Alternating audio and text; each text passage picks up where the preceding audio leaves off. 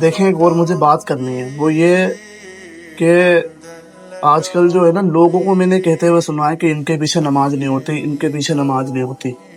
بتاؤ، مطلب کتنا سخت حکم دے دیا، بندے کے دل میں کتنا شک ڈال دیا کہ اس کے پیچھے نماز نہیں ہوتی، اس کے پیچھے نماز نہیں ہوتی، جبکہ اللہ کے رسول کی حدیث ہے صحیح بخاری کی کہ امام لوگوں کو نماز پڑھاتے ہیں۔ ان قریب ایسے امام آئیں گے کہ جو غلطی کریں گے تو تم ان کے پیچھے نماز پڑھ لینا، ان کی غلطی کا بوال انہی کے اوپر رہے گا۔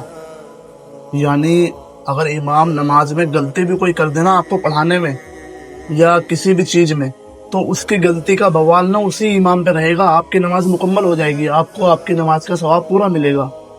اور ایک اور حدیث صحیح بخاری کی کہ حضرت عثمان غنی رضی اللہ تعالیٰ عنہ کو باغیوں نے گھیر لیا، اور انہی باغیوں کے امام نے مسجد پہ قبضہ کر لیا حضرت عثمان کے دور میں۔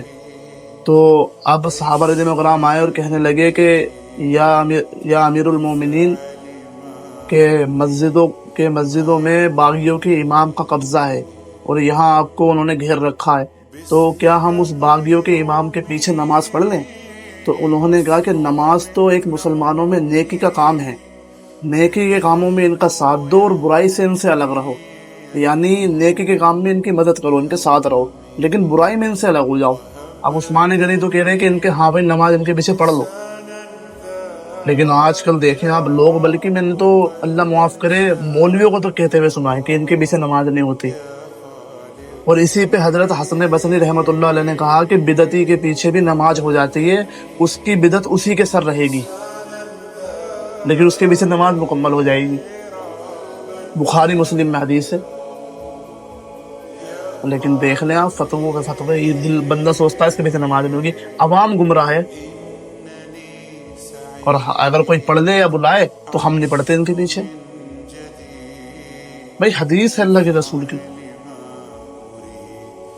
ان قریب ایسے امام آ جائیں گے جو نمازوں میں غلطی کریں گے تو تم ان کے پیچھے نماز پڑھ لینا، ان کی غلطی کا بوال انہی امام پہ رہے گا، اللہ کے رسول کی حدیث۔ تو ہم اس حدیث کو مانیں یا آپ کو مانے بتائیں، یا پھر آپ ریفرنس دے دیں کہ ان کے پیچھے نماز نہیں ہوتی؟ تو بھائی نماز ہر کسی کے پیچھے ہو جاتی ہے، نماز آپ پڑھیں، باقی یہاں برائی کے کاموں میں ان سے الگ رہیں۔ السلام علیکم۔